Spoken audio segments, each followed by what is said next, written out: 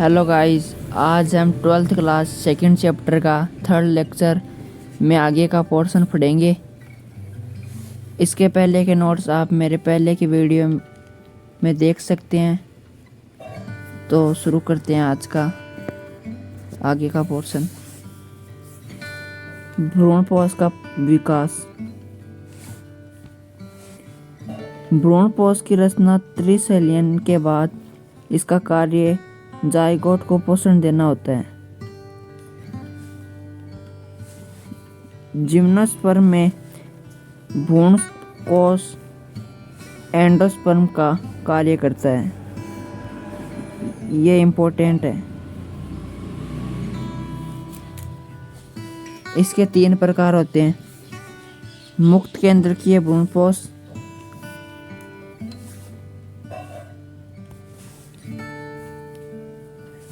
यह भ्रूणपोष अधिकांश डाइकोट पौधे में पाए जाते हैं। यह एंडोस्पर्म द्विबीजपत्री पौधों में पाए जाते हैं, जैसे केपसेला। इसका निर्माण मुक्त केंद्रीय विभाजन द्वारा होता है, जैसे कच्चे नारियल का जल केंद्रीय भ्रूणपोष का एक अच्छा उदाहरण है।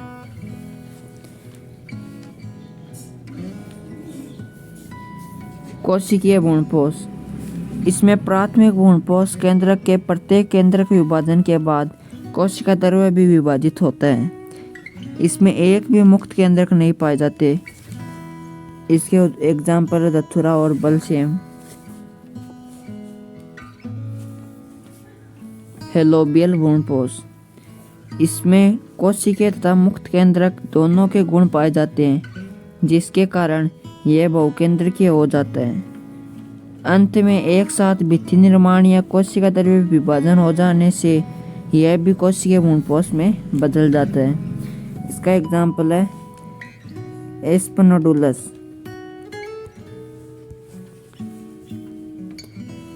फल तथा उसका विकास। फल का निर्माण अंडाशय से होता है।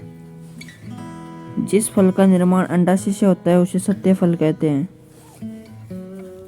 एग्जाम्पल है टमाटर, बैंगन, आम आदि। जिस फल का निर्माण अंडाशय से न होकर किसी और जगह से होता है उसे असत्य फल कहते हैं, जैसे सेब, थैलेमस।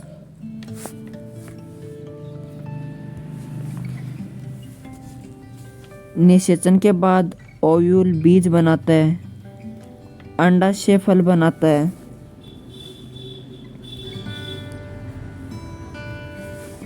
तथा ओवेरिक का बाह्य परत फल का छिलका को फल भित्ति बनाता है। बिना निषेचन के फल को पार्थेनोकार्पी कहते हैं। इसका एग्जाम्पल है केला, अंगूर, अनानास। थोड़े मात्रा में ऑक्सीजन के उपयोग से भी हम पार्थेनोकार्पी फल का निर्माण कर सकते हैं। आम के अंदर बाह्य फल भित्ति को एक्टोकार्प कहते हैं।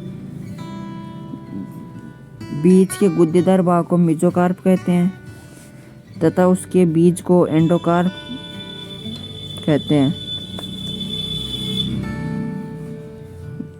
विपुंसन, इमस्कुलेशन। इस प्रक्रिया में एक द्विलिंगी पुष्प के नर जनन अंग को बिना मादा अंग को नुकसान पहुंचाए काट दिया जाता है या हटा दिया जाता है, उसे विपुंसन कहते हैं। बेगिंग, बोरावस्था। विपुंसित पुष्प को तुरंत ही उपयुक्त आकार की थैली से ढक दिया जाता है, जो एक अच्छे क्वालिटी के पेपर की बनी होती है, जिसे बटर पेपर कहते हैं, जिसमें अनचाहे परागणों से बचाया जा सकता है। इसे ही बेगिंग कहते हैं।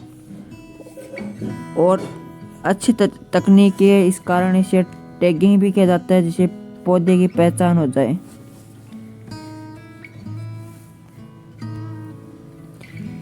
द्विबीजपत्री भ्रूण का विकास। सबसे पहले युग्मनज का आकार बढ़ता है तथा अनुप्रस्थ विभाजन करके 2 समान कोशिकाओं में बढ़ जाता है। बड़े कोशिका को सस्पेंसर सेल कहते हैं। सस्पेंसर सेल को निलंबन कोशिका भी कहते हैं। माइक्रोपाइल के पास यह पाई जाती है तथा छोटी भ्रूणीय कोशिका जलाजा के पास भी यह पाई जाती है। उसके बाद निलंबक कोशिका फिर से अनुप्रस्थ विभाजन करके 6 से 10 कोशिका बनाते हैं। जाइगोट यह ट्रांसफर करके एम्ब्रियोनल कोशिका तथा संस्पेंसर कोशिका में विभाजित हो जाती है। निषेचन के पश्चात के परिवर्तन। अंडाशय से फल का निर्माण होता है। बीजांड से बीज का निर्माण होता है। अंडाशय भित्ति से फल भित्ति का निर्माण होता है। अध्यावरण से बीजावरण है। दृढ़ तथा सुरक्षात्मक, जो पहले के नोट्स में मैंने बताया था कि ये स्पोरोपोलिन से बना होता है। बाह्य अध्यावरण टेस्टा, बाह्य बीजावरण या बाह्य बीजजोल। आंतरिक अध्यावरण टेक्टम, आंतरिक बीजावरण या आंतरिक बीजजोल।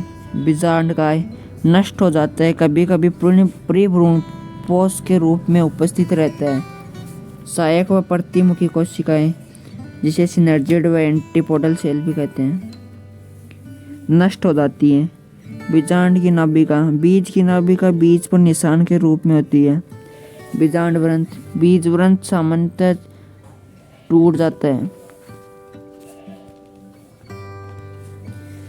बीजांड का बीजांड द्वार, बीजांड का निभाग। ये मेरी बनाई हुई 2-3 इम्पोर्टेंट सारणियाँ जिसमें सभी के बारे में कितने एन है या कितने क्या है इसमें सब कुछ बताया गया है। युग्मनज 2n होता है, बॉन्ड 2n होता है, मूलांकुर 2n होते हैं।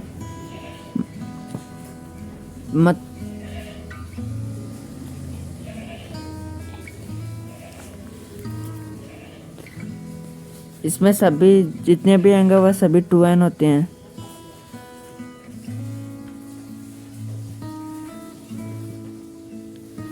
युग्मोद्भिद गैमेटोफाइट, इसमें लघु बीजाणु परागकण n होते हैं। जनन कोशिका n, नर युग्मक मादा युग्मक n, गुरु बीजाणु n होते हैं। इसमें भी सभी n प्रकार के होते हैं। इसमें यह एक इम्पोर्टेंट है, 2 ध्रुवीय केंद्रक n एंड n दोनों अलग अलग होते हैं।